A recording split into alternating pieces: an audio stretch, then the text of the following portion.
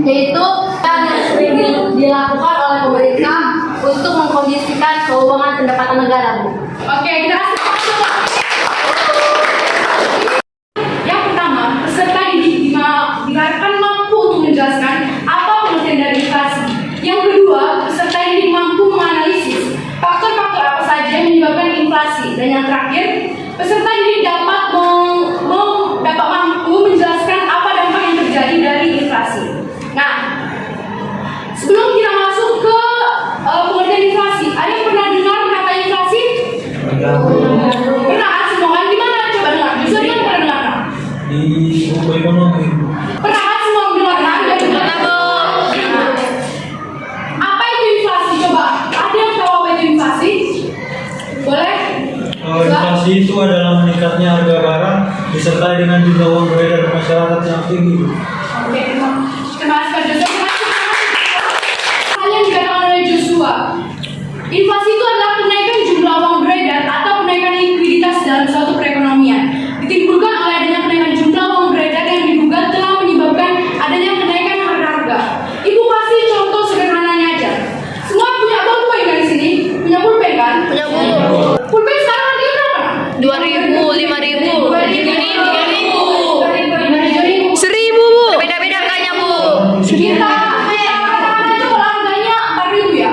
Nah, pasti di tahun 2026 nggak mungkin ada lagi 4.000 kan? Dan terjadi kenaikan harga barang. Nah, itulah yang disebut inflasi. Namun, dalam inflasi harus terkandung unsur kenaikan harga. Dan selanjutnya kenaikan harga tersebut adalah harga secara umum. Dari timbal baliknya. Karena apa? Karena ketika suku bunga naik, para pengusaha atau perusahaan-perusahaan menjadi kekurangan modal untuk melakukan ekspansi bisnis mereka atau melakukan perkembangan bisnis mereka. Karena apa? Coba kita misalkan, tadi kalau suku bunganya rendah, orang tidak mau menabung. Kalau suku bunganya tinggi, apa orang-orang mau meminjamkan uangnya, meminjam uang bank? Apa mau? Nah, karena para perusahaan tidak meminjamkan uang mereka, mereka akan kekurangan modal. Dari kekurangan modal tersebut, perusahaan-perusahaan tersebut akan melakukan PHK atau pemutusan hubungan kerja. Karena mereka pasti berpikir, buat apa kita mempekerjakan banyak orang kalau modal kita aja kurang? Lebih baik kita memulangkan karyawan kita. Nah, untuk dampak inflasi yang keempat yaitu masyarakat akan cenderung untuk menyimpan barang daripada menyimpan uang. Nah, kita tahu kan semuanya kalau harga emas itu setiap hari bahkan setiap tahunnya itu bakal naik. Nah, karena inflasi ini, apalagi udah terjadi inflasi, enggak terjadi inflasi aja harga naik, harga emas naik. Jadi masyarakat akan cenderung lebih menyimpan barang daripada uang. Nah, untuk dampak yang terakhir ini adalah dampak yang sangat-sangat nyata. Karena nilai mata uang turun karena adanya harga barang, karena kenaikan harga barang. Dalam LKPD tersebut ada nama kelompok. Ibu minta untuk nama kelompoknya itu nanti membagi menjadi 1, 2, dan 3. Nama kelompoknya bukan kelompok 1, 2, dan 3. Namun nama kelompoknya itu nama negara yang pernah terjadi inflasi. Bisa dipahami? Bisa, Bu.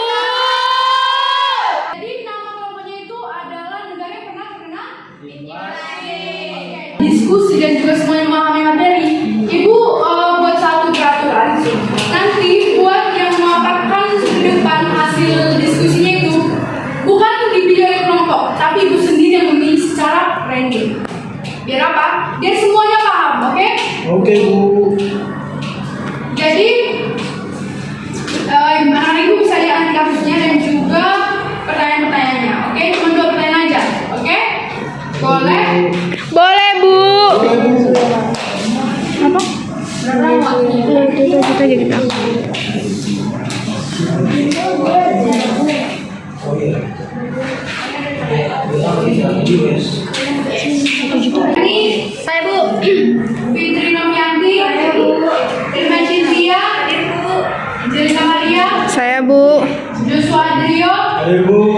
Malvira Pohan, Nur Adawiyah, Fitri Aulia Usman, Riri Sotma, Saidina,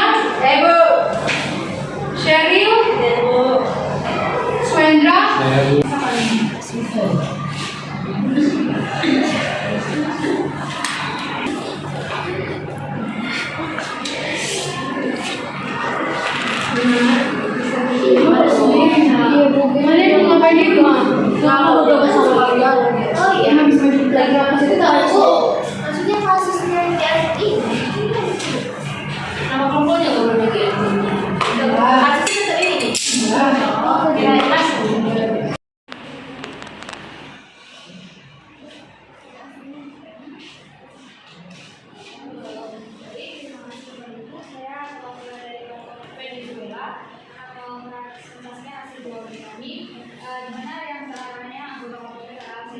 Rizky, ada Lutfi, ada Surendra, ada Fitri, ada Nuralia, dan lainnya. Ini saya izin untuk gambaran.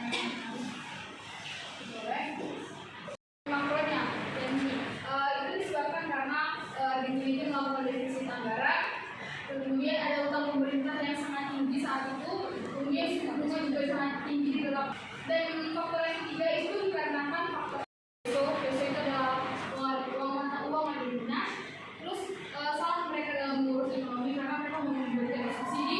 Tujuannya itu mensejahterakan masyarakatnya, namun salah prakarsa, jadi menyebabkan inflasi. Terus kontrol modal dan nilai tukar yang beragam menyebabkan inflasi di Filipina. Itu jawaban dari kelompok kami terkait pertanyaan nomor 1. Dan yang nomor 2 itu ada krisis biaya hidup karena belum keluarga menyebabkan krisis biaya hidup yang parah. Yang ketiga itu ada peningkatan kemiskinan. Inflasi yang tinggi mendorong tingkat kemiskinan, semakin banyak orang yang jatuh ke garis kemiskinan karena pendapatan mereka tidak mengimbangi kenaikan harga. Terus yang keempat, ada banyak mereka yang migrasi dari warga Filipina ke negara lain untuk mencari kehidupan yang lebih layak untuk menjadi keluarga.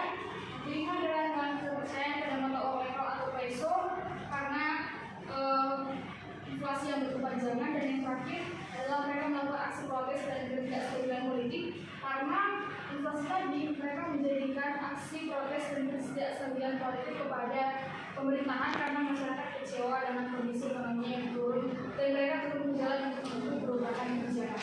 Mungkin itu dari kelompok kami atas pertanyaan ibu. Terima kasih. Terima kasih pada kami dan juga kelompok Venezuela. Terima kasih teman. Kelompok yang tengah ini ibu minta Angel jadi perwakilan kelompoknya. Dari kelompok apa? Ini sekalian Zimbabwe. Boleh Angel maju? Boleh. Baik, terima kasih Bu. Perkenalkan saya perwakilan dari kelompok Zimbabwe. Penurunan akibat kebijakan pengendalian inflasi serta melemahnya nilai mata uang. Inflasi lebih menguntungkan kelompok yang memiliki aset seperti tanah atau properti, sementara kelompok yang penempatannya rendah lebih terdampak karena kenaikan harga akan kebutuhan pokok. Nah, itu adalah kesimpulan dari pembelajaran kita hari ini. Ada yang mau ditanya? Anak-anak ibu? Sebenarnya semua sudah paham ya. Nah, ibu mau ngasih anak-anak ibu tugas. Halaman 115. Di situ ada soal penyanyian dari Bang Buku ya. Ke buku latihannya ya anak-anak ibu. Ibu pakai soal. Pakai soal. Jawab aja lah, Bu. Langsung soal jawab aja. Karena tadi kita sudah mulai belajar dengan berdoa, ibu minta satu anak ibu untuk ke depan memimpin doa. Mungkin siapa yang bersedia? Boleh. Hendra, Bu. Sebelum mengakhiri kegiatan pembelajaran kita pada siang hari ini, alangkah baiknya kita berdoa untuk agama dan kepercayaan kita masing-masing. Berdoa dimulai.